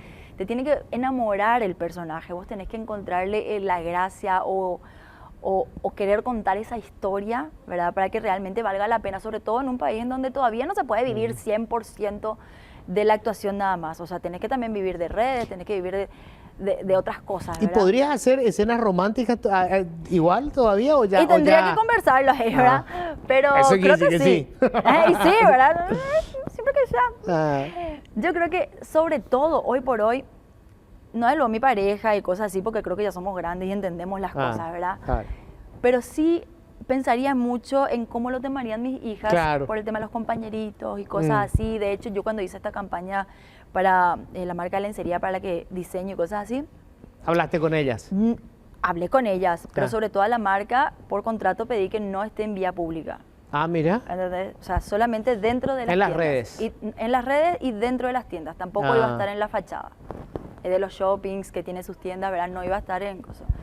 Porque tenemos que cuidar pues ya eso, no por la edad, no por lo que sea, No, claro. sino hasta que ellas Tenés tengan tu- cierta edad para comprender y poder Claro. defenderse con soltura y seguridad, ¿verdad? Bueno, Ojalá. qué gusto verte otra vez acá en el canal. Igualmente. Ojalá que la permanencia sea prolongada. Gracias. Lo siento por la competencia, pero bueno, las Amén. estrellas hay que recuperarlas. Gracias, Luis. Un placer y te admiro muchísimo y gracias por invitarme a tu programa que me encanta. Por favor, gracias a vos, sí, gracias a vos. Gracias, Luis. Bueno, tenemos que irnos nosotros con una pausa rápidamente. No te olvides, el programa Masterchef, que se engancha a toda la familia, es una cosa fabulosa. Además, la comida es tu abuela, es tu mamá, es tu familia, ¿verdad? Es el corazón.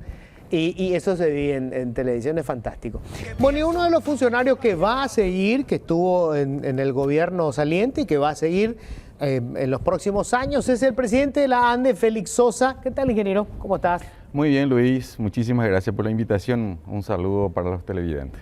Bueno, habíamos hablado la vez pasada en radio de cambios que va a tener que hacer la ANDE porque entiendo que tomaron muchos créditos, se hicieron muchas inversiones para todo lo que tiene que ser la infraestructura, sobre todo la distribución, digamos, aparte de las líneas de transmisión, etcétera, etcétera. O sea, hablamos mucho de hacer uso de la energía que tenemos de Itaipú y de Yacyretá, pero bueno, necesitamos toda la red para distribuir. Eso significa un compromiso financiero grande. Definitivamente. Y las tarifas están congeladas desde hace cuánto que tenemos el mismo. Bueno, en el año 2017 se había realizado un reajuste de 20% después de 14 años. ¿verdad? 2017. 2017, después de 14 años. Después de ¿verdad? 14 años. Después de 14 años, lógicamente que como cualquier empresa pública o privada necesita de sus ingresos genuinos para poder ejecutar todas las obras previstas y que sea sostenible en el tiempo. Por eso yo traje una placa sobre las inversiones históricas del sector eléctrico paraguayo. Tenemos que recordar que en el año 68, cuando entró en operación la central hidroeléctrica Acaraú, el Paraguay ya tenía 10 veces más en generación que su consumo, ¿verdad? Pero realmente lo que lastimosamente no se hicieron las inversiones necesarias en transmisión y distribución de energía eléctrica. Ahí podemos ver, ¿verdad? hasta el año 2008, las inversiones no llegaban, o llegaban en promedio 50 millones de dólares. Esta es la inversión que se hacía por año. Por año, hasta el año 2008, Ajá. porque eso es lo que le permitía sus ingresos genuinos. Ah. A partir del año 2009, mejoraron las inversiones, inclusive recibimos un bono de 200 millones de dólares en el año 2013, ¿no es cierto? Sí. Es decir, todo esto se hicieron, todas estas obras se hicieron en base a préstamos con bancos multilaterales. Entre el 2009 y el 2019. No, todo el tiempo. Ah, no, Nosotros, sigue en los esto. 3 últimos años son los últimos de mayor inversión histórica del sector eléctrico, en promedio 300 millones de dólares en forma anual, y esto tenemos que continuar, y definitivamente, de acuerdo a las conversaciones que tuve con el señor presidente Santiago Peña, Va a seguir. Ahora, Ahora, esa inversión, sí. Así Toda es. esta inversión hay que pagarla, o sea, Hay son que pagar, préstamos. sí, así es. La pregunta es simple.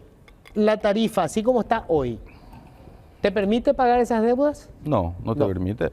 Siempre he mencionado que la tarifa actual de la ANDE es una tarifa política, no es una tarifa técnica. Entonces, ¿cómo se está cubriendo, cómo se está pudiendo ejecutar esta obra? Como te decía, con los préstamos que ahora comienzan a vencer lo que hemos recibido en el año 2009, y también en los últimos tiempos hemos recibido bastante de apoyo financiero desde la Itaipú Binacional, ¿verdad? Eso mantiene, digamos, esta tarifa competitiva muy baja. También traje una placa de la tarifa, cuál es la relación con los países de la región. Es muy importante eso. Un poquito más adelante. Esta es la consecuencia de el mejoramiento de calidad de servicio de las inversiones realizadas. Acá podemos ver que en los últimos tiempos la duración total de fuera de servicio hemos mejorado en 66% de un verano a otro, del verano 2021 a 2022 al verano 2022-2023. Y en frecuencia hemos mejorado en un 51%. Es decir, todas estas inversiones que se está haciendo está dando su resultado esperado. Lógicamente que tenemos que seguir invirtiendo porque aún nos falta mejorar la calidad de servicio y distribuir mejor a nivel nacional. Acá podemos observar la tarifa comparativa a nivel regional. Esta es una encuesta realizada por la Comisión de Integración Energética Regional, CIER, con sede en Uruguay, donde podemos observar que la tarifa residencial con relación a Argentina, a pesar de que está subsidiada en Argentina, estamos por debajo en un 27%, con Uruguay 188% y con Brasil, mejor dicho, y con Uruguay estamos por debajo en 225%.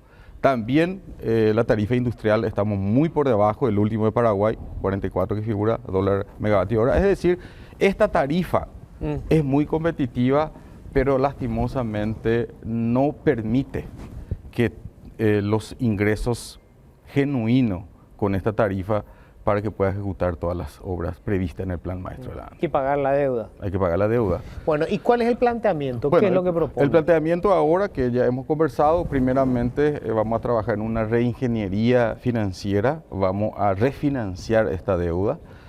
Para tener una idea, la deuda del bono soberano del año 2013 venció este año, en enero de este año. Eso se refinanció ya a 20 años con el Banco Mundial, con 5 o 6 años de gracia. Y todas estas deudas que tenemos que estar venciendo ahora, vamos a trabajar con el nuevo equipo, principalmente el Ministerio de Hacienda, para poder refinanciar esa deuda y llevar a más largo plazo. ¿Por qué? Porque las instalaciones eléctricas, por ejemplo, su vida útil lleva 30, 40 años, entonces necesita un financiamiento más a largo plazo y no a 12 o a 15 años que actualmente estamos teniendo. ¿Verdad? Es una de las acciones. Posteriormente tenemos un nuevo escenario de negociación en la Itaipú Binacional que es muy importante para el país y también para la ANDE. Entonces va a depender mucho de cómo llegamos en la definición de la tarifa para el próximo año, en la vigencia o no del acuerdo operativo que le da a Paraguay esa prioridad de la utilización de la energía excedente, si continúa o no el nivel de potencia contratada. Esos factores son fundamentales para que a partir del año que viene podamos analizar claramente qué hacemos de la tarifa ya dentro del equipo económico o del Consejo de Empresas Públicas. Esa es la línea de acción que estamos manejando en este momento con el gobierno. Ahora, Santiago Peña. Habíamos hablado, ANDE contrata potencia. Así es. ¿Correcto? Así Es es. decir, En Itaipú. en Itaipú. Así es. Contrata potencia, que es nuestra principal fuente, la más importante. 85% del sistema eléctrico paraguayo se alimenta desde Itaipú porque es previsible. A ver, Sí. para decirlo en términos simples Sí. para la gente, ¿verdad? Sí. Yo contrato una línea de este ancho. Así es. ¿Verdad? De este ancho.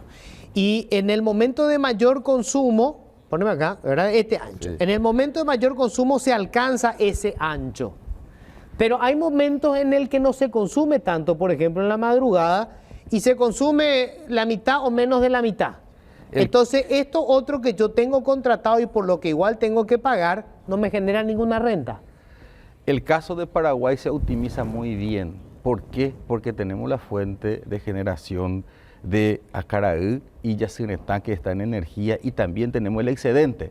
Entonces, el caso de Paraguay, esa base, digamos, que mencionaste es constante y prácticamente se utiliza siempre. El 100% casi El 100%, siempre. casi 100%, Ah. ¿verdad? Y lo que sí dejamos de utilizar la infraestructura instalada. Es decir, cada megavatio de potencia adicional le cuesta, o sea, necesita de una inversión de $1.800.000 por año, ¿verdad? Por cada megavatio.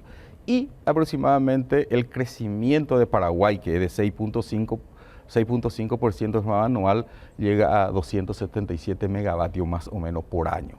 Por eso esa necesidad muy importante según el plan maestro de la ANDE. Entonces, definitivamente ahí viene lo que planteé la vez pasada, el tema de la tarifa horaria. Sí. Que eso se utiliza también, si por favor, si puede pasar una placa, también eso es bastante Común. común en los otros países. Uruguay tiene 4 franjas horarias, ¿verdad?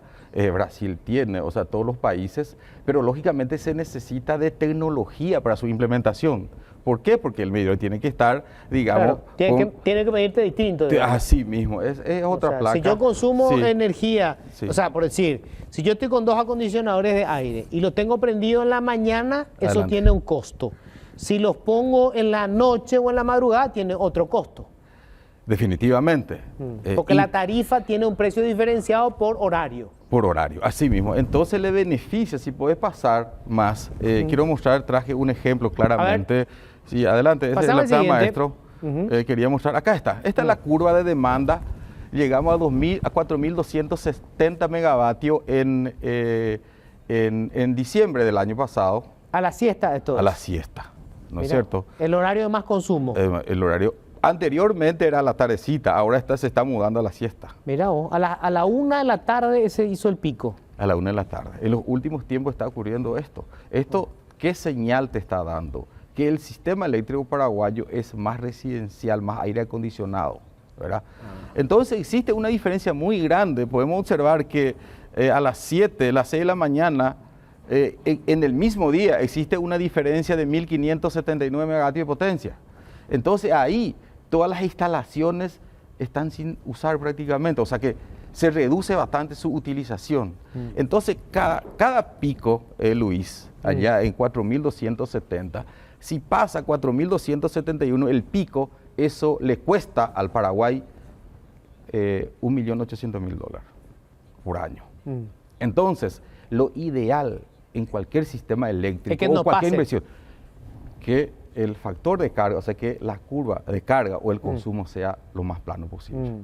Y nuestro sistema es uno de los sistemas de menor factor de carga que tenemos, que nosotros le llamamos. A ver, para decirle a la Sí, gente, sí. para que lo entienda, Sí. esto que está en rojo, Sí, tu idea es que eso que está en rojo para arriba pase a la zona que está en verde, ahí está, ahí está. ¿verdad? Entonces, Sí. digamos, el verde va a tener más o menos el mismo consumo, el rojo baja y tener más o menos un mismo promedio.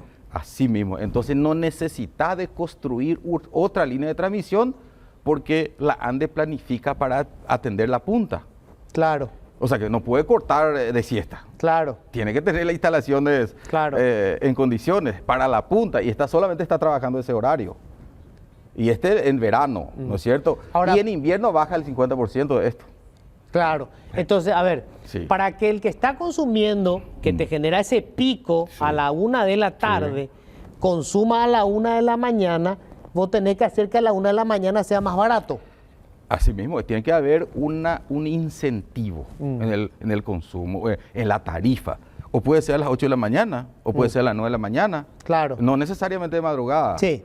Entonces, si puedes pasar, si está todo claro esta parte, Sí. traje un ejemplo. A ver, Por favor. poneme el siguiente. Acá está. Ajá. Este es un cliente típico, que Ah. hoy en día ya existe la tarifa horaria hoy en día y están 3.900 clientes en esta tarifa horaria. Ya existe eso, pero para los grandes clientes, ¿verdad? Ya existe Si yo tengo una fábrica. una fábrica, ya existe para eso. Nuestra intención es que sea viable para todos los clientes en forma optativa. Si Es yo decir, quiero, si yo quiero, Me si sumo yo a- puedo cambiar mi hábito de consumo, me beneficio. Este es un claro ejemplo. Este está en la tarifa en dos categorías diferentes. Una es la categoría diferencial que nosotros le llamamos, que es una tarifa horaria. Es la misma potencia, el mismo consumo y la misma actividad. Son panaderías. sí, pero le cuesta más barato. Mira cómo el comportamiento de consumo de este cliente paga más que el otro, que trabaja desde las 4 de la mañana hasta las 14 horas. Está pagando 22% menos. Bueno, Entonces, Ajá. este puede tener más beneficios todavía porque todavía no tiene el horario de la mañana, desde la 1 de la mañana hasta las 7, que puede ser más barato todavía. Entonces salimos ganando ambos. Gana el cliente porque se va a reducir su factura y gana la ANDE y al final gana todo el país. ¿Por qué? Porque va a optimizar sus inversiones porque ese pico se va a reducir. ahora, esta es una propuesta. Una todavía. propuesta que estamos cerrando Que están con cerrando. una consultora argentina que nos está ayudando el banco BIT a través de una cooperación reembolsable. Ahora, entiendo que también la otra que habías mencionado, conversamos en la radio, es si yo consumo más de tanto, pago una tarifa distinta de si consumo solamente hasta tanto. Creo que Sí. hablamos de 1000 kilowatt mes. ¿Existe eso hoy en día? ¿Eso cuánto es más o menos en guaraní, para tener una idea? No, aproximadamente varía de 350 a 450. Existe eso. O sea, vamos a ponerle un número para que sí, la gente entienda. sí. Si consumo hasta 450.000 guaraníes por mes, yo tengo una tarifa. Me hablaste, no, yo te hablaba de kilovatio hora. Aproximadamente 560.000 guaraníes Bueno, ok. es la facturación a partir de 1.000 kilovatio hora mes. Ok, entonces, ¿verdad? si yo consumo más o menos hasta 560.000 guaraníes Sí, por mes, Sí, pago un precio. así es. Si consumo más que eso, me sale un poco más cara ya. Menos que, bueno, sí, te sale más caro. O sea, pago más. Así mismo es. Pero O sea- eso existe actualmente, es así actualmente. Pero ¿qué pasa? Esos clientes de 1.000 para arriba ya puede ser conveniente esta tarifa horaria, porque su consumo ya es muy importante, ¿verdad? Pero reitero, sin perder el confort, ¿verdad? Acá va a ser optativa y así como este cliente cuando ve que tiene beneficio, entonces puede pasar a Ya, esa. o sea, entiendo. O sea, no Sí. es que todos obligatoriamente. No, Yo no. puedo decir, Sí. a mí me conviene, Sí. yo quiero que vengan y me instalen a mí el medidor y me hagan de esta manera, entonces yo en la mañana Sí. consumo más energía que me resulta más barata. Por ejemplo, ahí puedes ver en el gráfico, podría trabajar un sistema de lavarropa o cualquier otro, o plancha, por ejemplo, para no decir madrugada, que queda muy mal, nadie se va a levantar. ¿A la mañana temprano? A las 7 de la mañana, a las 6 de la mañana, que tranquilamente puede estar en la tarifa más baja. ¿verdad? Entonces, de esa manera, reitero, y tampoco se puede aplicar a todos los clientes, porque todos no va a poder controlar, no va a poder analizar, y también cuesta, el medidor es un poco diferente. Nosotros tenemos actualmente, Luis, 200.000 medidores ya preparados para una tarifa horaria. Félix, se me va el tiempo. Sí. ¿Esto entraría a regir a partir de cuándo? Nosotros estamos terminando este análisis. Lógicamente, siempre vamos a analizar con el equipo económico, con el Consejo de Empresas Públicas, que el señor presidente Santiago Peña está hablando mucho del Consejo de Empresas Públicas, los efectos de trabajar juntos, principalmente de pagarnos las deudas y no dejarnos deuda entre las empresas, ¿verdad? Es decir, eso se va a tratar todavía a nivel de Consejo de Empresas Públicas para su implementación. La idea de esto es, reitero, beneficiar a la gente quien pueda cambiar su hábito de consumo o que su actividad económica le permita hacer. Félix, muchísimas gracias. Gracias, Luis. Ya estamos con el amigo Iván. ¿Cómo le va, caballero? Muy bien, Luis. Buenas noches. Esta semana juró Santiago Peña y en su discurso inaugural realizó promesas que para nosotros son muy importantes porque no las hace más en un contexto de campaña, sino ya siendo presidente de la República. Y quisimos rescatar las principales promesas, lo que taxativamente él prometió en ese discurso para que quede como un recordatorio para la ciudadanía. Seguramente lo vamos a celebrar si las cumple y las vamos a reclamar si las incumple. Estas son los compromisos de Santiago Peña.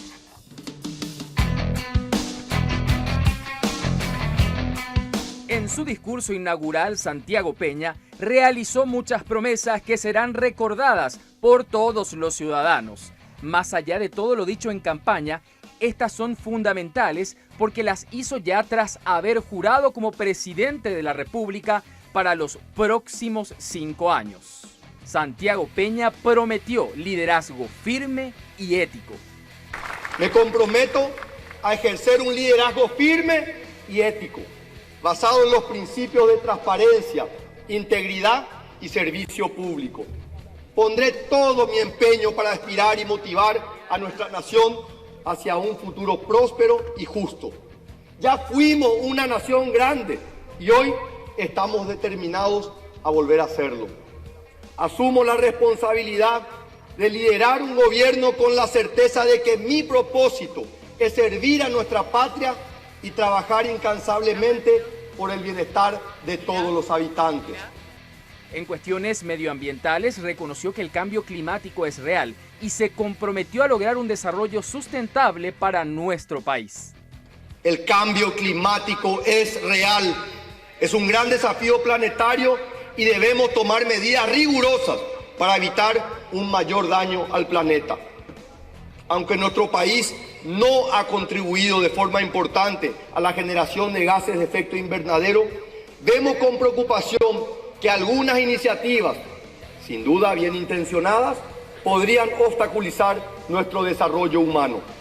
El Paraguay es parte de la solución, por lo que priorizaremos un modelo de desarrollo justo, sostenible y sustentable en todos los aspectos, privilegiando nuestro medio ambiente, que es nuestro hogar y que con nuestra gente es nuestro capital más valioso. Para la educación habló de un compromiso personal para modernizar el sistema educativo y formar verdaderos líderes. Me he comprometido ante la campaña a involucrarme personalmente en la modernización de nuestra gestión educativa, a identificar prioridades y urgencias y asignarle los recursos necesarios de manera oportuna, a mejorar la calidad de vida de nuestros docentes para que ellos, con toda su fuerza, impulsen los cambios que nos permitirán entregar a nuestros hijos una educación de calidad, a dejar de hacer remiendos en infraestructura obsoleta y construir verdaderos centros de excelencia educativa en cada distrito del país, a dejar de usar a la educación como la eterna excusa de nuestras deficiencias mientras poco o nada hacemos para mejorarla, a utilizar la cooperación internacional para apuntalar nuestros propios proyectos de soluciones educativas y no para experimentar con ideas foráneas o enlatadas que solo distraen esfuerzos. En salud, los errores se pagan con la vida, dijo al prometer el fin de las largas listas de espera, entre otros aspectos. Prometió el fin de las largas filas de espera en hospitales públicos. Eficiencia y transparencia en el uso de los recursos para atender mejor a nuestra gente. Puesta a punto de infraestructura y equipamiento de los centros de atención médica integral en cada distrito. Énfasis en la prevención y en la atención oportuna de las dolencias. Basta de largas filas de espera, agendamientos interminables, equipamientos que no se usan por falta de insumos, de mantenimiento o de personal. En salud, los errores se pagan con vidas. Por eso, no habrá una segunda oportunidad para los que fallen. En seguridad prometió respuesta rápida y efectiva, más efectivos en las calles y menos en las oficinas. En seguridad, nos duele el dolor de las familias de las víctimas. Nos duele cada muerte, cada injuria, cada secuestro. Nuestra respuesta inmediata será tan simple como efectiva. Más efectivos en las calles, menos en las oficinas. Más utilización de tecnología, mejor entrenamiento de nuestras fuerzas de seguridad, racionalización del equipo y los insumos para que estén disponibles en el día a día. Mejor gestión del talento humano. En materia de lucha contra el terrorismo, contra el flagelo de las drogas, la trata de personas, el lavado de dinero y sus delitos conexos, nuestra principal instrucción a todas las dependencias es la integración de esfuerzos con la Fiscalía General del Estado y la Justicia. Vamos a trabajar duramente para que la política deje de ser una tentación para el crimen organizado. Vamos a establecer sistemas de cooperación internacional más efectivos, basados en el diagnóstico de nuestras necesidades. Respecto a las políticas económicas, fue tajante al decir que no solo trabajará en lo que respecta a la macroeconomía, sino por lo que la gente siente en el bolsillo. Prometió crear 500.000 nuevos puestos de trabajo. La clave para que el crecimiento económico llegue a la gente es el acceso a un empleo de calidad, que no solo brinde seguridad social, sino que ofrezca oportunidades de desarrollo y bienestar para los trabajadores. Necesitamos generar por lo menos 500.000 nuevos empleos de calidad para atender la demanda de la población y el crecimiento anual de nuestros ingresantes a la fuerza laboral. Entre otros aspectos, también prometió políticas públicas para luchar contra la pobreza sin valerse de la vulnerabilidad de las personas. Aseguró que en su gobierno se respetará la propiedad privada y buscará que cada compatriota pueda alcanzar la anhelada tierra propia. Promesas que serán recordadas y por sobre todo reclamadas si no son cumplidas.